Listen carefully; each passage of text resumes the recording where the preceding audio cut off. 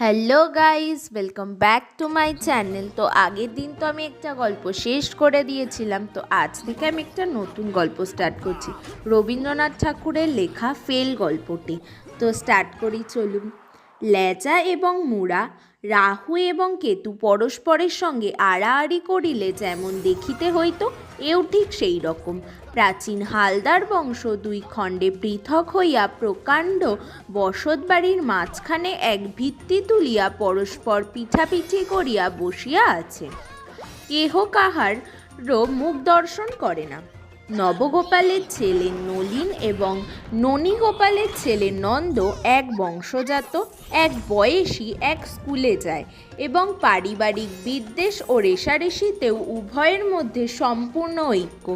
নলিনের বাপ নবগোপাল অত্যন্ত কড়া লোক, ছেলেকে হাঁপ ছাড়িতে দিতেন না। পড়াশোনা ছাড়া আর কথা ছিল না। খেলা, খাদ্য ও সাজসজ্জা সম্বন্ধে ছেলের সর্বরকম শখ তিনি খাতাপত্র ও স্কুল বইয়ের নিচে চাপিয়া রাখিয়াছিলেন। নন্দর বাবা ননীগোপালের শাসন প্রণালী অত্যন্ত শিথিল ছিল। মা তাহাকে অত্যন্ত ফিটফাট করিয়া সাজাইয়া স্কুলে পাঠাতেন। আনা তিনেক জলপানীয় সঙ্গে দিতেন। নন্দ ভাজা মশলা ও কুলফির বরফ, লাঠিম ও মার্বল কুলিকা ইচ্ছামতো ভোগ বিতরণের দ্বারা যশস্বী হইয়া উঠিয়াছিল। মনে মনে পরাভব অনুভব করিয়া নলিন কেবলই ভাবিত, নন্দর বাবা যদি আমার বাবা হইত এবং আমার বাবা যদি নন্দর পিতৃস্থান অধিকার করিত, তাহা হইলে নন্দকে মজা দেখাইয়া দিতাম। কিন্তু সেরূপ সুযোগ ঘটিবার পূর্বেই ইতিমধ্যে নন্দ বৎসরে বৎসরে প্রাইজ পাইতে লাগিল।